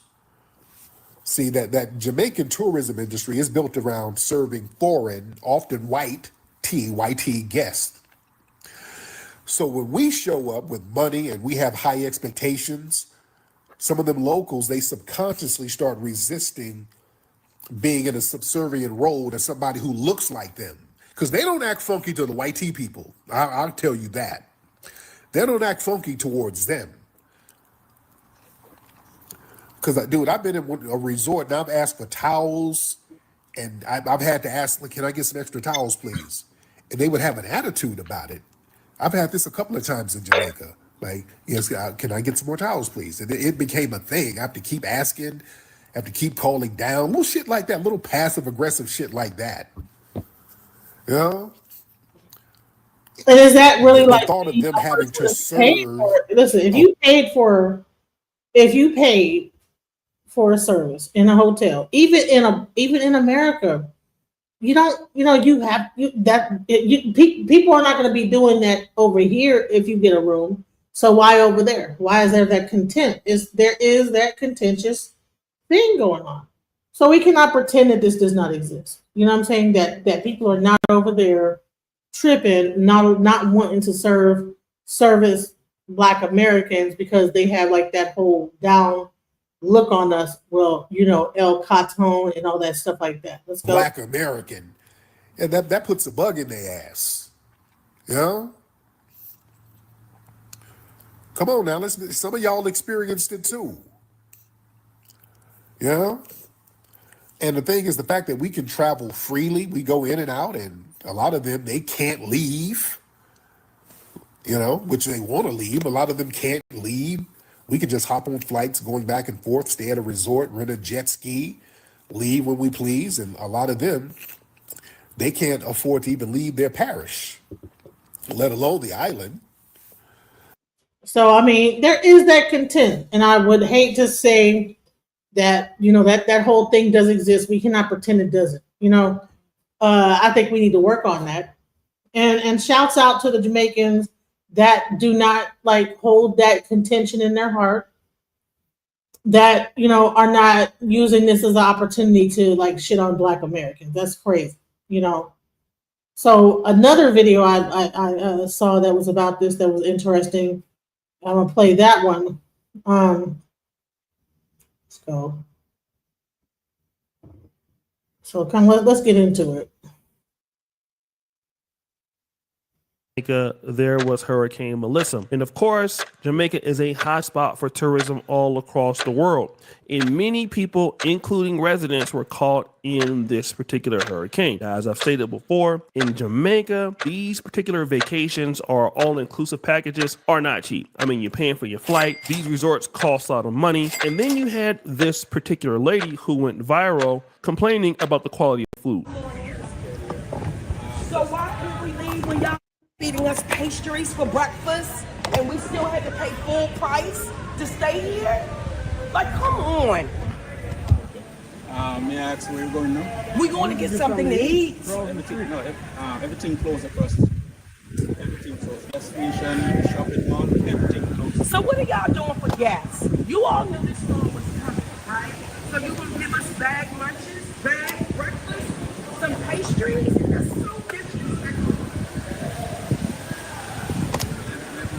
Now, this lady that is complaining, her channel or her TikTok account is called Ebony Takes One. She says, "I ready to go home. Surviving Hurricane Mellissa was not in my itinerary. Y'all please keep us in your prayers." And then Jamaicans started complaining about Black Americans. When urban fix the airport so the people can go in them yard, because frankly, I'm tired of them. And the funny thing is, it's not the people that are complaining, it's the ones that look like us that are complaining, and I do the most. And let me just say this. What did she say? "I ready to go home." So she even wrote it in a Caribbean accent. "I ready to go home. It's not going right." You know what I'm saying? She didn't speak in no Black vernacular when she posted it on her channel. People should have known, okay, what's up with this? "I ready to go home." I do the most. So guess what? When I fix the airports, and I go on a yard. And as for ungrateful people, don't come back. Now, Jamaicans rightfully so saw a situation in which, the hurricane basically has destroyed the country, and it's an act of God. It's not like they wanted this to happen. And I mean, I understand. Again, if I'm a tourist, then, like I said, I'm going to understand. As a man, right? I'm just, glad that everything will be okay. I can get back home. And again, I understand that I've lost my money, but, I pay the price for trying to come there during hurricane season. That's also my due diligence, okay? But at the same time, the resort, if it is hurricane season and you're still selling these packages and this happens and you're charging a lot of money for these things, then ain't nobody gonna care, right? That all of this is going on. Now, Amanda Seals eventually got into the conversation. I know I didn't just see videos of folks in Jamaica,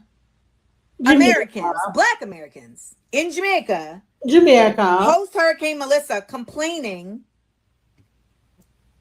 about the food they were provided by the hotel post Hurricane Mellissa, one of the most severe hurricanes. No, you didn't just see a Black American. It was a behavior.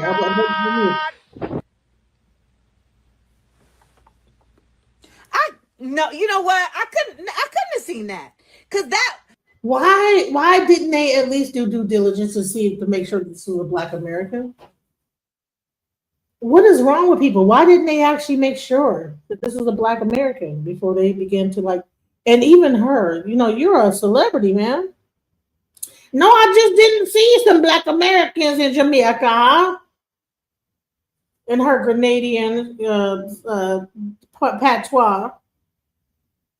No, you didn't see Black Americans in Jamaica do a goddamn thing. It was not a Black American doing nothing.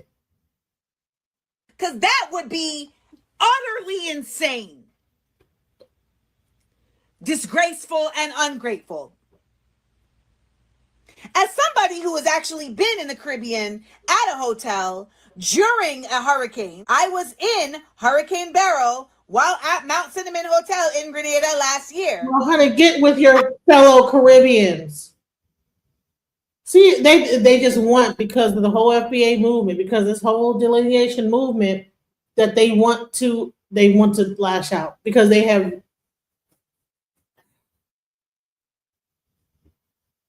That's why I say that this movement can be kind of toxic, is because it's creating this kind of a discord. I believe that when you're putting negative out there, you're getting negative back.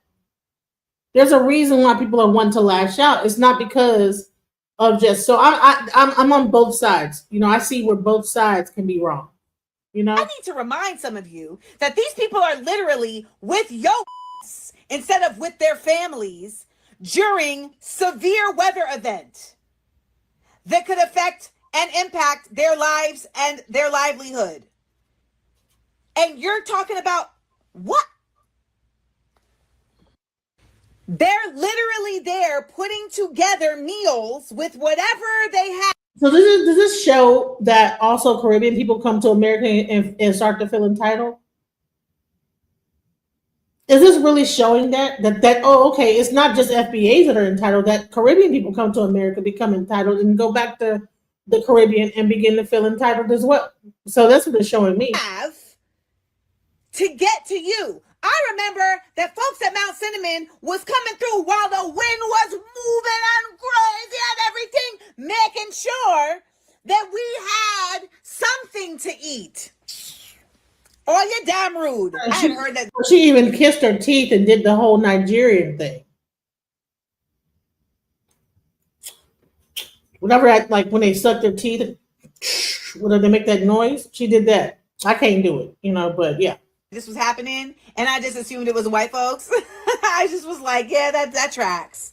And this is why we continue to have dissension amongst the diaspora. Because so often, folks go other places and act a mess. Like your own folks, because those were not Black Americans, those were Caribbean Americans. So not only do we get our own set of, like, you know, feeling entitled, your people come over to America, get entitled, go back to the Caribbean and feel entitled. So there you go. And there's a version of this that is done by African folks. There's a version of this that is done by Caribbean folks. And there's a version of this that is done by American folks. And everybody needs to stop showing up in other places. So Amanda Seales, you know, like I said, she's from a Caribbean background. I think half Black American, half Caribbean. So she's going in on, you know, she's trying to be a little bit balanced, but I always see Amanda Seales with her commentary. It is quite negative towards Black Americans. And we make a lot of mistakes, right? My commentary can be considered negative, especially on my main channel. But I noticed that here she is coming after our community. But then check this out. So there were some people in Jamaica, they were complaining, a couple of people at the resort, and they used that as an opportunity to start attacking foundational Black Americans, calling us all types of names.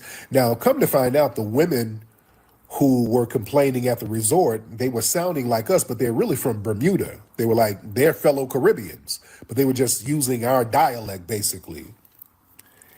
They were Bermudan, but that don't matter. They were still using that as an opportunity to crap on foundational Black Americans. They were getting into this whole thing, excuse me, where we're all entitled. Oh, the Black Americans they're entitled. Oh, you're not reading the room. And boy, they were making videos in Jamaica and outside. You had a lot of them over here making videos. Well, why don't you just leave the island, go home? Now, Tariq Nasheed does a response, right? And he says the lady that is being accused of this is not even from the Black American community, okay? She is from Bermuda, all right?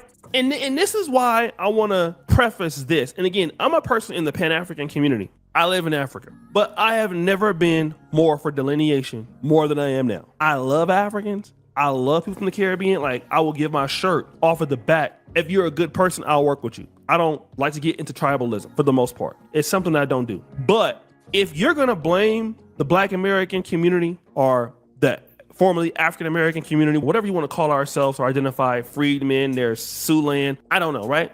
us. Let it be something that we did do. And I'm pretty sure it's a lot of stuff that we can do. But now what you have is somebody coming in that grows up in Black America or grows up in New York City, is in the culture, sounds just like somebody, and then they go to the Caribbean and then they start some trouble, and then now people in our community, we get blamed for it. And it's not fair, okay? Don't get me wrong, I can definitely see somebody from our community going out there doing this, but then at the same time, a lot of people from our community would not have acted like this. There's even clips of people from Britain complaining. This is what they gave us in our snack ration meal to go boxes. It has,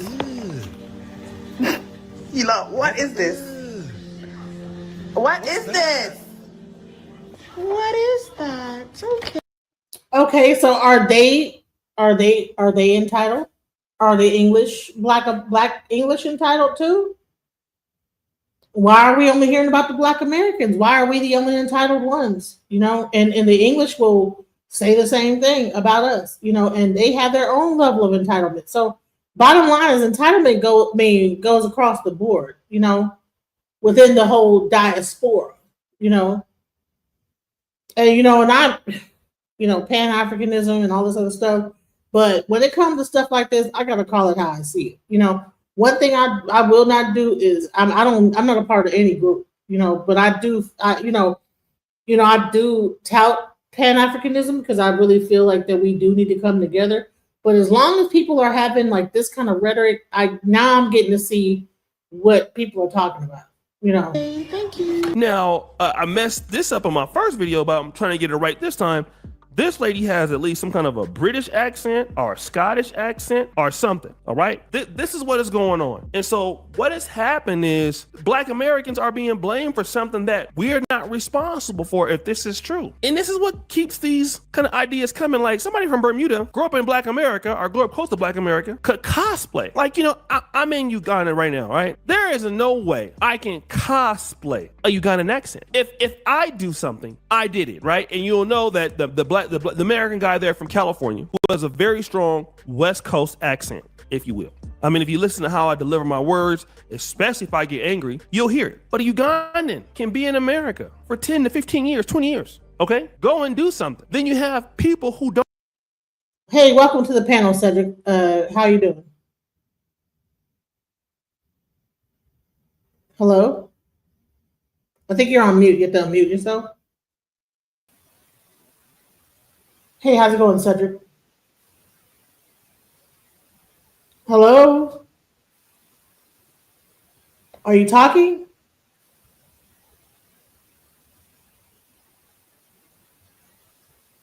I can't hear you. If you're talking, you're saying anything, I can't hear you. I'm gonna just play the video. Don't understand who is who, right? It's quite natural.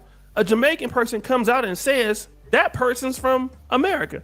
You know, even a British accent. A Jamaican person has never left the country don't know what may not always know what a British accent is, may not always know what an American accent is. So you lump them into different group when really it's your own Caribbeans is doing this. And this is why delineation is so strong, because one of the things that Caribbeans do, and they do it very well, is they gatekeep their success.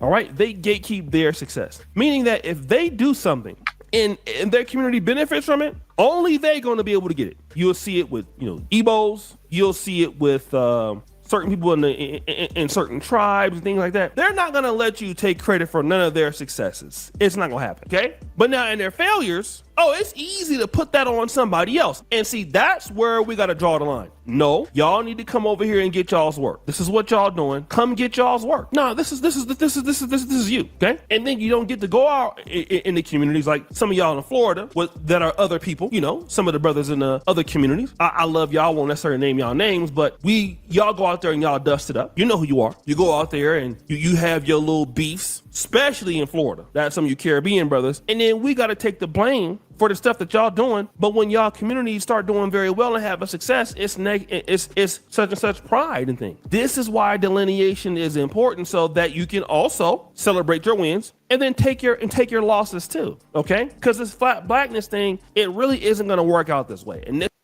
what do you think about delineation? Do you people in the audience, do you think that delineation is important? The fine line drawn between each group. Okay, you have African Americans, you have Caribbean, you have this, you have that, and drawing that fine line. Do you think that is very important in our community? Is that the most important thing that we need to be doing? Cedric, I see that you're here. Do you want to say something, or are you just here to listen, or what?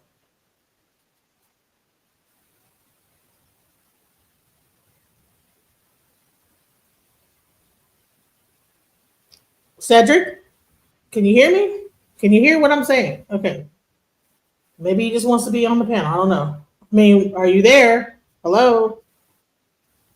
Okay, let me just continue to play the video. This is why people are upset. So this is why you need to know who is responsible for what. In Africa, it's pretty much, figured out. You got the, Ugandan can't go to Nigeria and mess up and don't nobody know it's Ugandan. Ugandan can't go to Kenya and not take that L. You're gonna take that L. And a lot of these people that's coming into the American diaspora, that's fitting in, that's why delineation is important. So when you have an L, your community can answer for your L. We don't need to answer, because you can't just benefit off what the Black American community got to offer, and then we got to take your L's too, and you ain't giving them back. No, I'm sorry. That's something that I believe is just needs to stop. You get to come in, well, now you don't have DI on that other stuff anymore. Benefit from the community, then you can give us your L's. Take your own L's. And this is one of y'all's L's. Those of them from Bermuda love you, love like a play cousin, but if this is true, this is one of y'all's L's. Then y'all done got us into the mix with y'all's L's. And then, but we can't never blame nothing on y'all, because y'all gatekeep y'all stuff. Y'all need to if we're really gonna be honest, open up y'all's flood bank so we can come out there and dust y'all off. Let it be honest. We can go. It could be the same thing. If y'all are gonna go, and we're dusty too, trust me, we can really dust it up together. It could be a Pan-Africanism full of dusty. We can all dust it up. Trust me. It could be fun. We can all benefit from the dust. It's no problem. We can dust all of that off. Then we can benefit from everybody's other stuff in this and that. But y'all don't want to do that. So guys, it's your boy, O'Shea Duke Jackson, back at it again.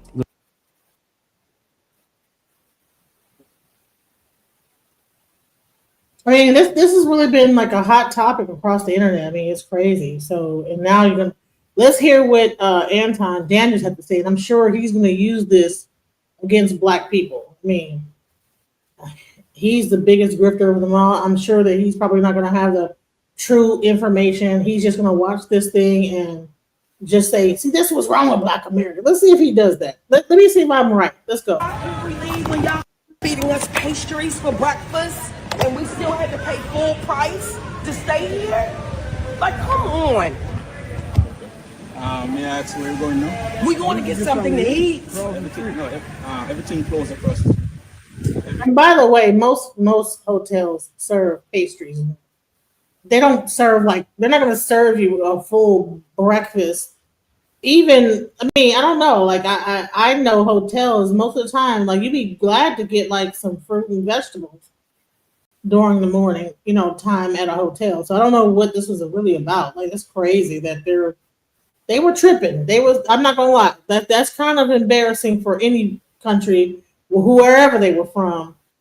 If they're from Bahamas or wherever they're from, that's even embarrassing right there. So So what are y'all doing for gas? You all knew this storm was coming, right? So you gonna give us bag lunches, bag breakfast? You all knew this storm was coming, so you're gonna give us bag lunches, bag breakfast? Yeah. Kind of what happens during a storm. Probably can't cook, can't do the most thing. So they're being ridiculous. I'm not gonna lie. They are being very ridiculous. Come on now. You knew this storm was coming. So what? I don't. To me, it's that is embarrassing. So for whatever country they're from, they should be embarrassed about how that went down. That's not cool. To go up there complaining about this and you're on a whole hurricane. Some pastries? That's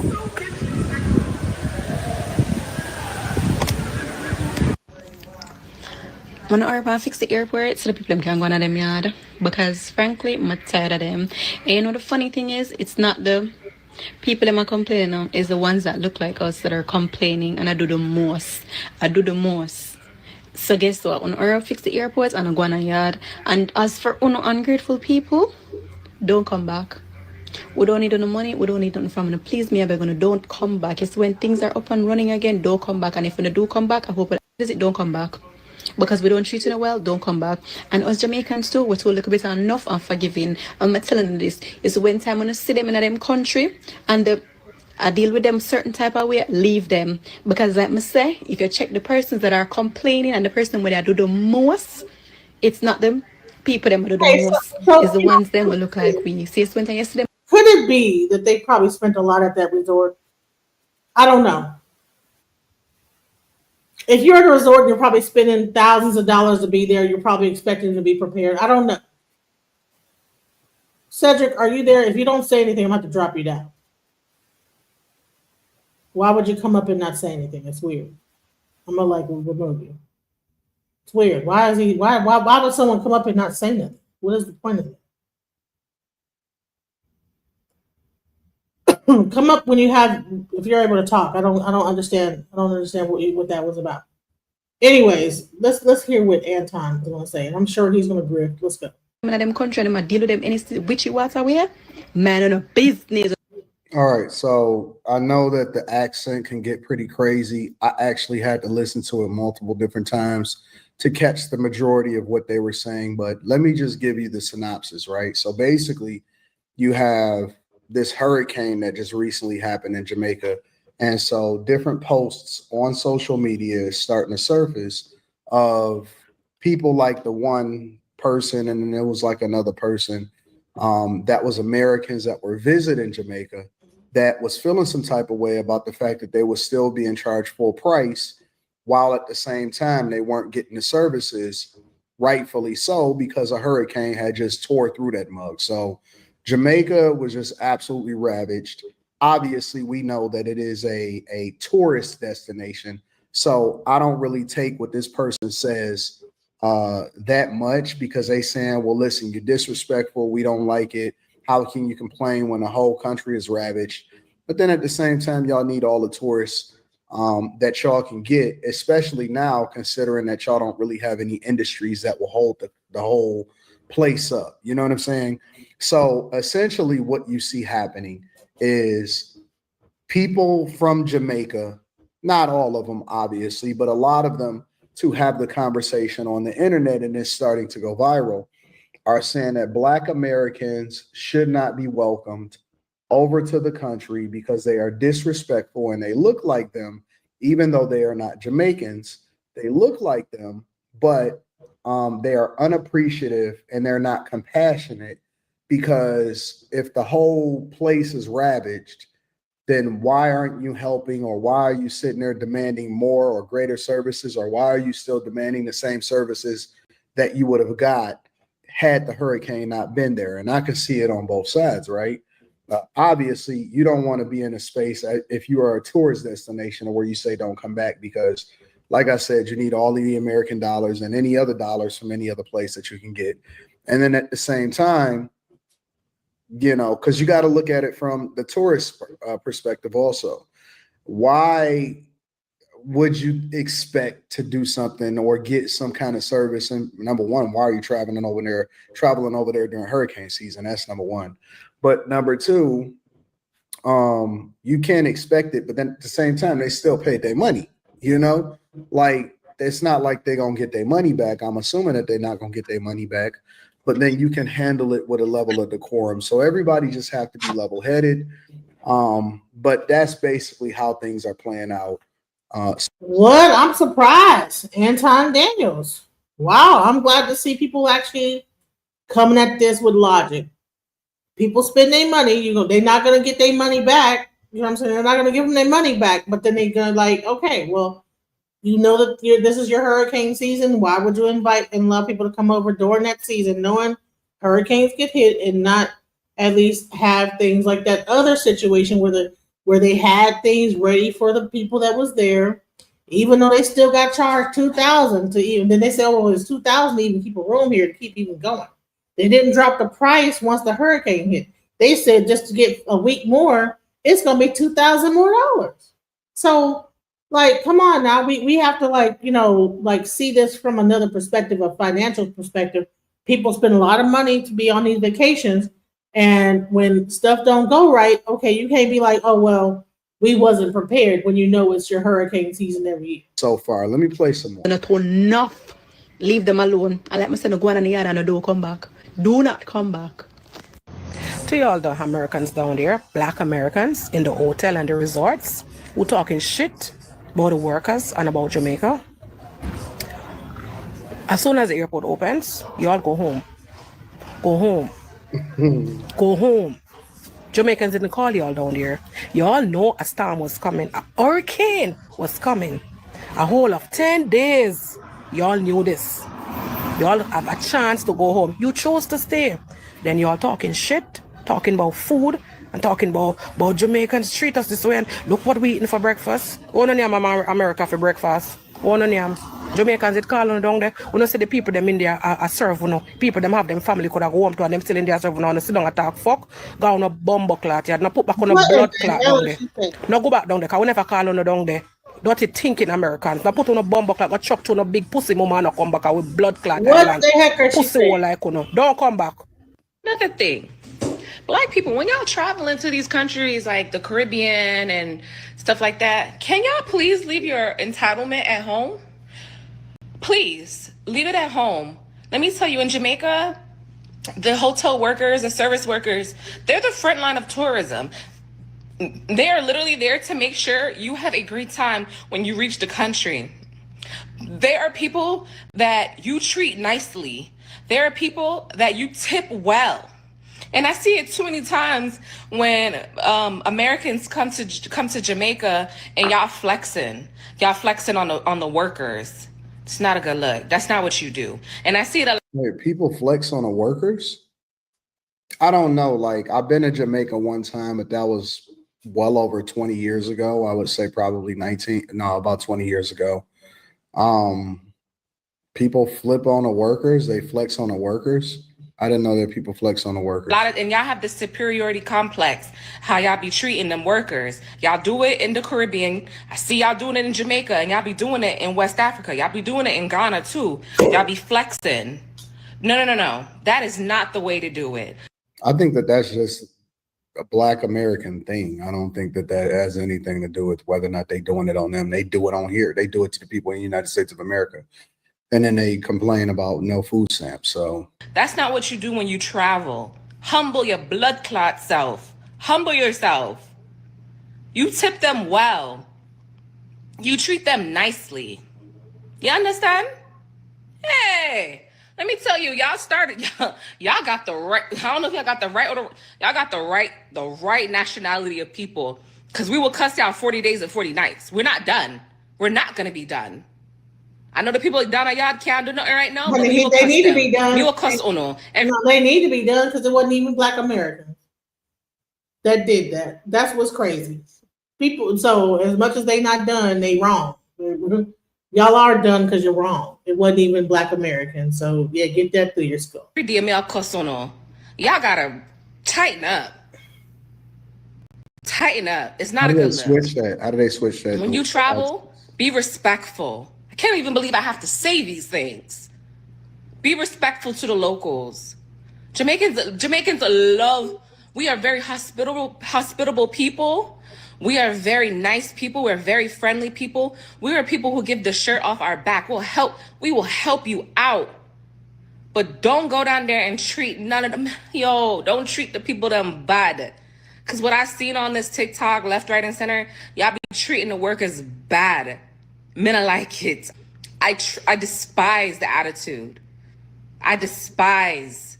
You down there on a Category 5 hurricane. People people have nothing. Uno I'll go on because they can't get proper breakfast. When the airport's open, y'all, because they need to go now. Today. But the airports were charging more money to get back home, $300 more. So everybody's saying y'all need to go back to the airport and go back home, honey. Well, if you didn't have a flight at that time and it was weeks out or a week out, you have to either wait or whatever, pay that extra money, that extra coin. People were getting scammed and everything. Let's not pretend like everything was hunky-dory going this. The reason why Black Americans is going off is because Jamaicans came on TikTok coming at the whole population of Black Americans for one Black American woman actions. She wasn't even Black And American. if the roles were reversed, Jamaicans wouldn't want Black Americans being mad at the whole population of Jamaicans because of one Jamaican's actions. It gives unfair. It gives like you guys found a loophole to try and attack us for no reason. And it's kind of shocking. It's kind of mind-boggling because we thought as Black Americans that, you know, us and Jamaicans were like cool. Like we thought we was like this. I mean, we love you guys. So it just saddens us. It disappoints us that you guys are coming at us like this for no reason. Period. And what's even crazier, you come on TikTok and you're seeing all these Jamaicans talking as if that you guys are better than us. I think you guys need to open up a history book. I think you guys need to go on Google and actually realize and research that you're no different from us. Yeah, I don't know about all of that. I'm an American. I don't have no kin or any tie to any place outside of the United States of America. This is one of those situations where cooler heads could prevail. I think that what you see happening is what people had already believed in the first place. And so this is nothing new. And people are getting outside of themselves because it's a disaster situation. And then at the same time, you know, now everybody is always feeling some type of way and they feel as though both sides feel as though they are entitled. But again, you're talking about one singular person that had a complaint, and that does not necessarily on either side reflect the entirety. Because I don't think that Jamaicans, just because there's some people that's complaining on the internet, I don't think that the majority of Jamaicans would want for Black Americans to stop spending their money over in Jamaica, because again, it's a tourist destination. You would want as many people as possible because that is the thing that feeds your people. Anyways, let me know what you guys think inside of the comments. Make sure you tap into the Patreon link is in the description. Teach Henley 40%. So listen, you know, I'm gonna just say this. At the end of the day, you know, I think that we need to be united. You know, you have ICE cracking down on Black people. Doesn't matter. They don't say, are you Jamaican first? You know what I'm saying? Are you illegal or whatever? It's pretty much a crackdown. So the thing is that we want to complain about ICE and how people are being treated in America and talk about that. But then this situation happens. It's not even an African American that this happened with or FBA. And they're just so quick to just jump down our throats. We need to be, so this actually makes the whole delineation argument more relevant. And I'm like, bro, you guys are feeding into this, you know? And TikTok, like I said, TikToxic needs to we need to really think about the content that gets on TikTok. People just get on there and just get the ranting and raging on TikTok. People need to cut that bullshit out. At least get the full story before you jump on your thing and start talking shit, okay? It wasn't even an FBA that had that video. So there needs to be a massive apology given for the people that jumped on thinking that these people were Black Americans and they were really Caribbean. Now, Amanda Seal, she told the line. She said everybody, you know, so she didn't completely just go in on Black Americans, but it seemed like to me that she really wanted to, you know. Anyways, thank you guys for watching this up to this point. I think the young man or the older man, you know, I think that it's crazy. I think we need, like, if you guys did not get to see the earlier part of the video where I discussed that our freedom of speech is about to be impacted, because as you can see, person put something on Facebook, has nothing to do with something, he's in jail for, you know, 3 months, you know, and then it's not even a situation where they're going to let him out in December. It's his trial is in December, and that could get pushed back. You already know how those things go, you know, so he could be, Lord knows how long he could be in. And I was already telling everybody that the things that normally we'd be let on our own recognizance is gone now because of like these new rulings and stuff. So be very careful when breaking the law, even in the slightest, because you could be sitting up in jail for a very extended period of time. So be very careful about that, guys. Much love and much respect. Thank you for everybody who stayed here and watched. Peace.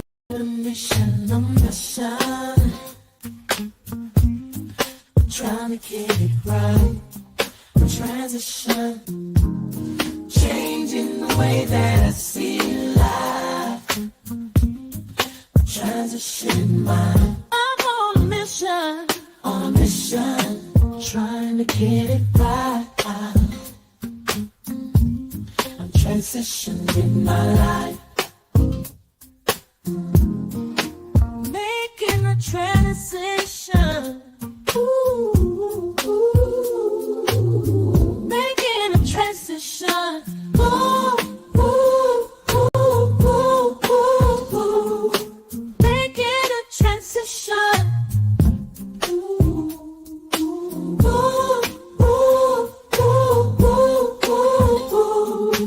Making a transition.